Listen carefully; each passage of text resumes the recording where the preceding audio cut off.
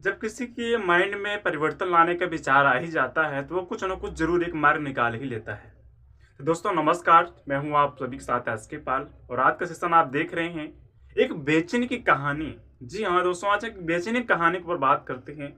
क्या होता है, एक बार एक बिजनेसमैन एक ट्रेन में सफर कर रहा होता है और उसकी यात्रा बहुत अच्छी चल रही होती है। अचानक से पानी बेचने वाला आता है, समोसे बेचने वाला आता है, सब कुछ आता है, वो इंसान देखता रहता है। एक उसी में एक इंसान भीख मांगने वाला भिक्षुक आता है, भिखारी आता है।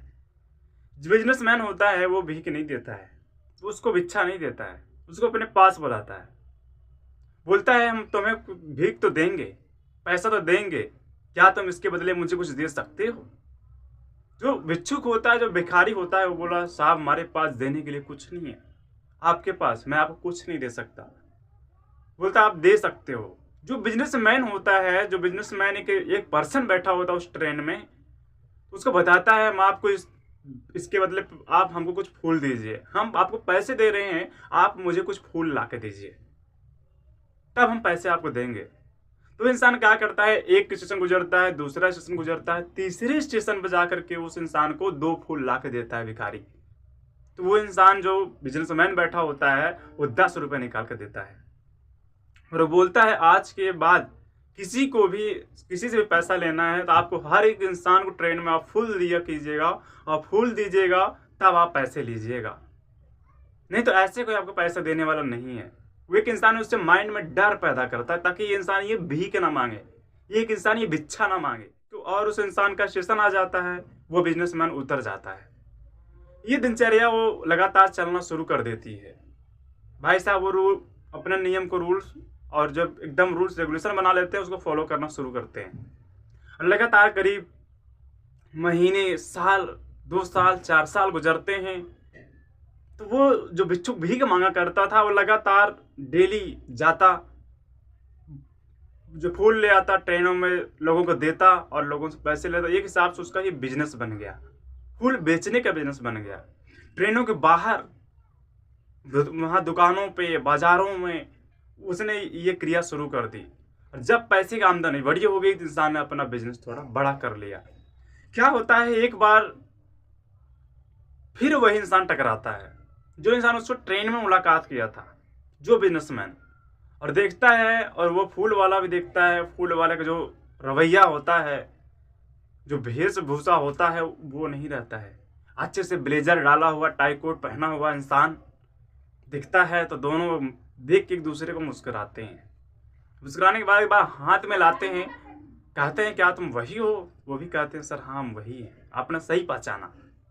आज आपकी बदौलत, आपके देन की बदौलत, आपके एक छोटे से माइंड के सोच की बदौलत आज हम इस जिले में, इस पूरे कस्बे में, पूरे एरिया में फूल के सबसे बड़े व्यापारी हैं और फूल का व्यापार करते हैं।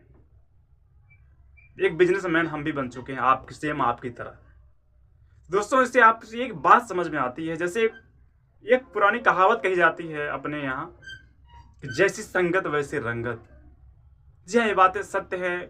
अगर एक पॉजिटिव इंसान के पास, एक सकारात्मक इंसान के पास आप बैठते हैं, उसके माइंड के हिसाब से आप सोचते हैं, जो उसका माइंड है उस हिसाब से आप कार्य करते हैं, उससे सीखते हैं, एनर्जी लेते हैं, तो वास्तव में दोस्तों आपकी लाइफ में एक नया मोड़ ले सकती है और एक नया मोड़ आप ला सकते हैं।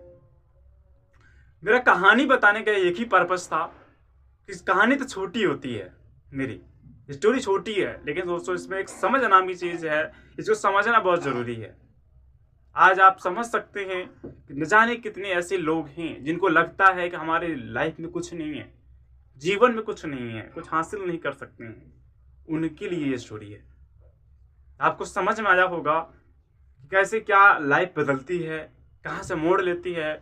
हमारा कि सिर्फ स्टोरी बताने का मतलब नहीं होता है, स्टोरी के साथ साथ कुछ लाइफ से जुड़ी चीज़ें देना, लाइफ से जुड़े मैसेज देना, जीवन से जुड़े मैसेज देना, एक सकारात्मक मैसेज देना, ये हमारी नैतिक जिम्मेदारी है और हम देते हैं बखूबी पूर्वक। हमारे पास टाइम नहीं होता है, वक्त नहीं होता मेरे पास, लेकिन दोस्त फिर भी हम वक्त निकालते हैं और प्रयास करते हैं आपके सामने वो मैसेज देने के लिए, आपके पास तक वो मैसेज पहुंचाने के लिए, ताकि आपके पास वो सरल शब्द, जो एकदम सरल शब्दों में जितना हमसे हो पाता है आपके पास वो मैसेज मैं पेश करता हूँ और आपके पास तक पहुँचाता हूँ।